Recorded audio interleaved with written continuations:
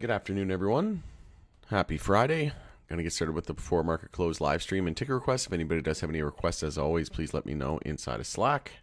And also, while I think of it, I mentioned over in the POW Group community that we have the new Summarize bot. So I don't think I mentioned this before. Maybe I did it. Maybe it was a while ago.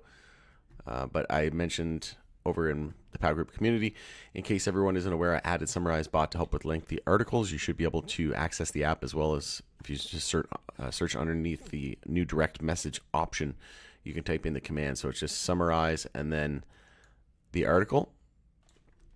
So I'll just show you here. If you go to direct messages, a little bit different on the mobile, but you should be able to figure it out. And then just do Summarize bot. It's an app, and then you click on that. And then you just push that, put that in here. So just / summarize and then space and then the article.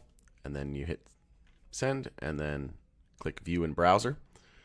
And then it'll do a summary for you. And then you can do like a really short one, or you can do it a little bit longer. And then it says saving time reading, about 3 minutes. If you go to the middle, it's about 2 minutes. And then at the end, you're saving like a minute or a half a minute, but it all adds up. I know there's so many things to keep your eyes on lately. It's really crazy. So hopefully that helps. And then also, yeah, for any of the new members, just been noticing a lot of people not using the threads. So I really do appreciate those that are using the threads. And if we can try to, I know when you're new and you're getting used to it, it's not as intuitive, but if you're on the mobile, essentially you just put your finger, hold it over the message. So you see how it's highlighted like this. If you just do that with your finger on the mobile, and then the menu will come up and you can hit reply in thread, or there's the thread tab over here, and it's at the top of the mobile app. Or if you're on the desktop app, you can just click on this and it'll open up the thread here, or you can hover over it, click the menu there, and hit reply in thread. But if there's already a thread, you just have to go here and click this. All right, or you can do reply in thread right there. All right, hopefully that helps. Rod, what a call out. Hopped in on your trade and sold the gap fill with my swing bag, bought more HBAR with the profits, and bought back in another swing in Tilray on the correction yesterday. Learning lots from you. Thanks. That's awesome. Well done, Ben.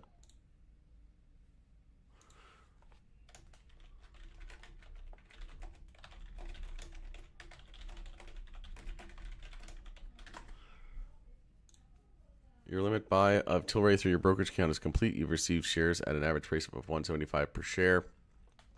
Your order to sell the shares of Tilray through your brokerage account has been filled at average price of $250 per share. Very nice. Boom. Yeah, it definitely helps having a community and just like-minded people that you can, have different strengths and whatnot. Obviously, there's tons of that in POW Group, right? We got tons of people who are very good with the numbers, some that are very good with technicals, some that are very good with the political side of things. It's a wide variety, and it's just nice to have some other people that you can bounce ideas off of before you hit the buy or sell button. All right, so taking a look at the crypto space at the moment, I just made a couple posts about Bitcoin. So it was a 30-minute bull flag. It did confirm, but now we're looking at a potential head and shoulders here where we're going the other way. So key support has to hold there on the 30-minute time frame. And if I just bring it up here, I'll give you the exact level. So you go from your low to the high of the bounce there. So the level that must hold is 60,915. Lose that, then we're no longer expecting a bull flag and continuation pattern. And speaking of bull flags, we negated the weekly bull flag on that consolidation, and we confirmed a weekly downtrend with a lower high, lower low. So what does that mean when you confirm a downtrend? It means zoom out to the higher level time frame and look for consolidation.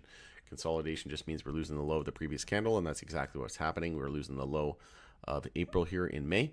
So at this point, it could be a monthly bull flag similar to SPY. So we have our low, high, higher low, and we're looking for the higher high. If we break all-time high at 73,757, then it's monthly bull flag confirmed. And then you just take your measured move from the low to the high, move it to your 0.32 fib there, And it's saying we're targeting about 103K. I don't know why it keeps switching back and forth from logarithmic. I have to keep checking that because I usually use log scale, but for whatever reason, it's being very, very odd. Might get a bigger move here. Yeah, so 161. Yeah, that's frustrating. I don't know why it doesn't keep that. I think we'll just go with the non-log scale this time. 161 seems a little outlandish, not gonna lie.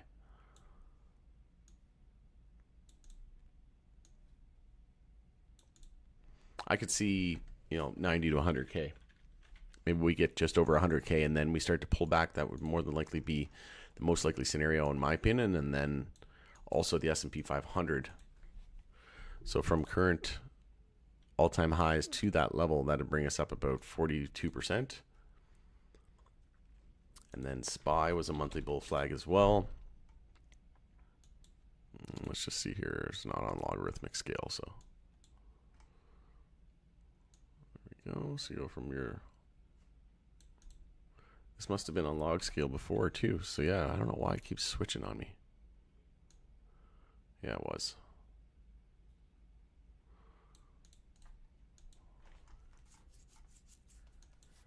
So yeah, looks like 621 on SPY, and that'd be about 18% from all-time highs.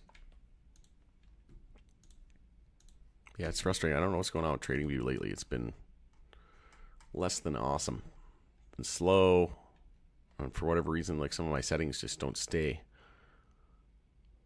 I'll have to try to remember to check that going forward. All right, in terms of crypto gainers on the day today, we have HBAR, so a decent move. Doge, Algo leading the green, and on the red we have GMX, Hex, and that's it.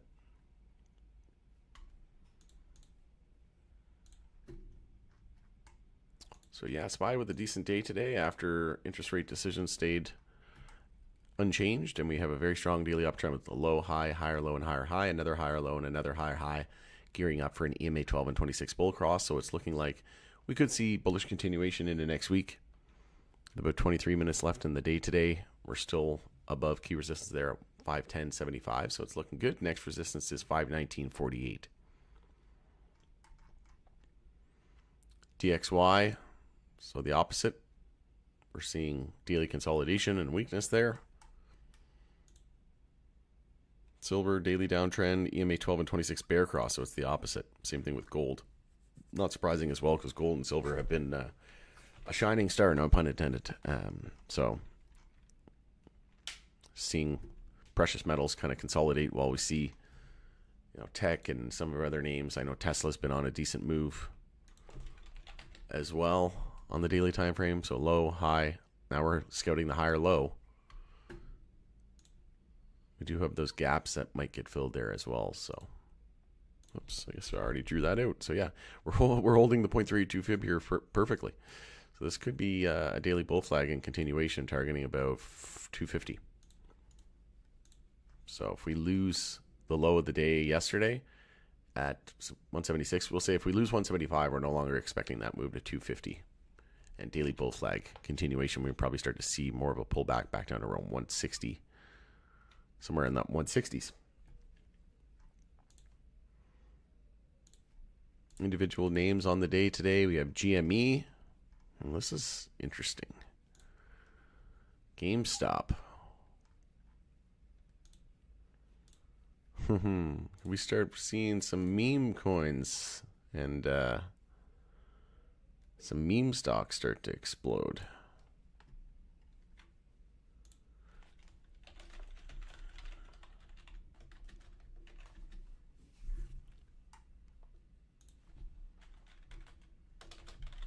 He's going to put Q Wall Street bets.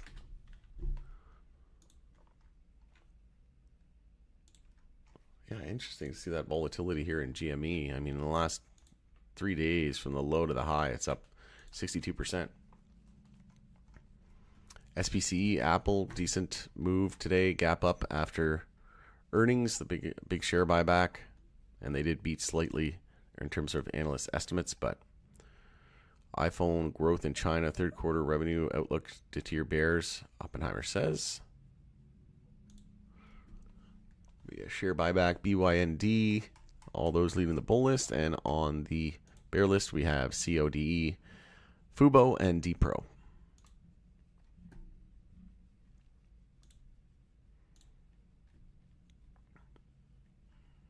All right, Canadian MJ, a little bit of a mixed bag here today. XTRX, WIB, and NOVC leading the bull list.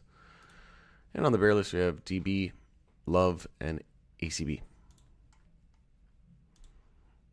SNDL breaking the multiple daily inside bars bullish, which is good. Tilray, similar setup. So if we were to do something similar, EMA 12 and 26 bull cross lining up, same as SPY. If we were to do something similar, it would be in a daily uptrend.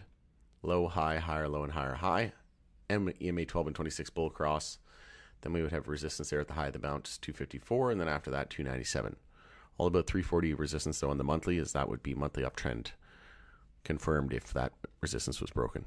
So the more names that break their inside bars bullish, the better. OGI is actually going the opposite way, so the dilution news still got a hangover from that. But yeah, 2 days in a row daily consolidation where SNDL and Tilray have just been tightening up.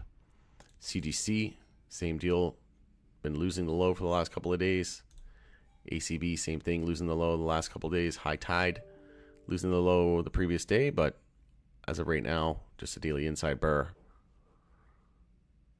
VFF, slight daily higher low, but yeah, consolidation, but not by much.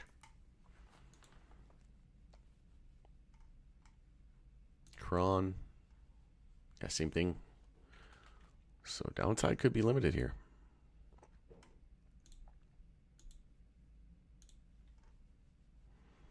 In terms of USMJ, we have on the bull list, we have IAN, GDNS, and AYR. And on the bear side, we have MRMD, TAT, and SHWZ. MSOS, so it was multiple daily inside bars. It did break bearish. And we were coming off of the daily downtrend. So once we broke resistance here at 902, we were no longer in a daily downtrend, but we haven't confirmed a daily uptrend with a higher low and higher high, at which point we would look at the weekly time frame. We are in a weekly uptrend and a monthly uptrend. So we need to get back in a daily uptrend to be on uptrends on all of our major time frames. But like I said, if SPY and the broader market cooperate into next week, as long as we don't see any weakness there, we should start to see some bullish momentum pick up on the MJ names, in my opinion, next week.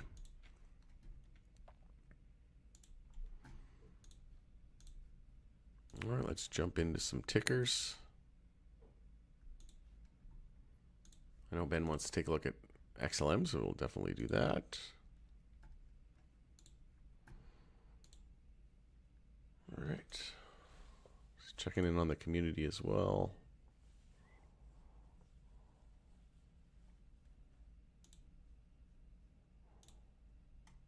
All right.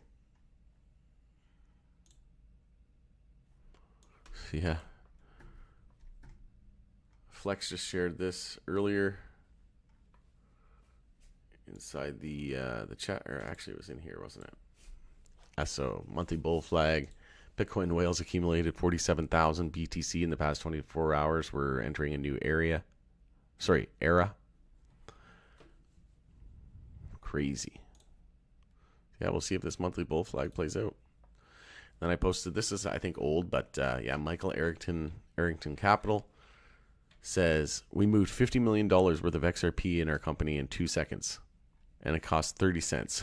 There's no way you can do that with fiat, so like USD or any kind of government's currency or Bitcoin. Absolutely not. Even during the only like a few percentage of the world uses Bitcoin, and during the congested times and the peak times, it would take sometimes, like tens of hours, if not days, to send Bitcoin and confirm. So, and costs an enormous amount of fees. And that's just Bitcoin. Ethereum gas fees are even crazier. But yeah, 30 cents to send $50 million, and it took 2 seconds. So essentially, again, crypto isn't set out to replace money. It's sent out to replace the existing traditional financial system with a new financial system. So replace it with trust and speed and efficiency, right? It's the Internet of Money. It's basically like going from a dial-up analog to digital, right? And fiber optic, right? So basically we're able to send money at the speed of light. Same thing we do information or an email, right? And crypto is set to replace banking in the traditional banking rails. So it's a rabbit hole that you really have to go down, but at the end of the day, definitely worth it. So XLM at the moment, we're gearing up for a potential EMA 12 and 26 bull cross on the monthly time frame. Last time that happened was back in January of 2021 on the massive run up to the highs there at around 80 cents. We had our monthly downtrend after that and EMA 12 and 26 bear cross. Now we're gearing up for the bull cross, and we're in a monthly uptrend with low, high, higher low, and higher high, and we're just scouting a higher low. So it's looking decent, and this is more likely going to coincide with XRP's trajectory as well. So we're expected to see a case resolution over the next couple months in the SEC versus Ripple case. So if there's a favorable outcome for Ripple and XRP, then XLM would more than likely it would probably drag it along, right? But we did see an EMA 12 and 26 bear cross on the weekly time frame and a weekly downtrend with a lower high, lower low. So that means zoom out to the monthly and look for consolidation, and that's exactly what happened last month.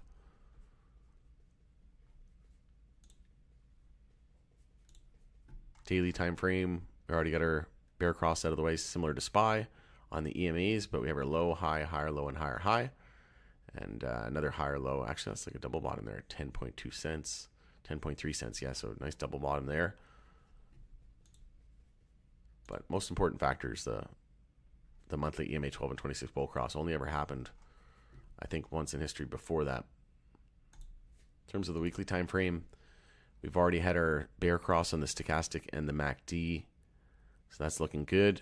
We just need to get some bull crosses lining up there, which could happen over the next several weeks, couple of months, in my opinion, and then get back above the 10-week moving average. In terms of all of our weekly moving averages, we are gearing up as well for a 50. We just had a bull cross of the 50 and the 100 weekly. Now we're gearing up for a 50 and the 200, which is extremely bullish. That happened on Ethereum, and price went from about $600 almost to 5,000.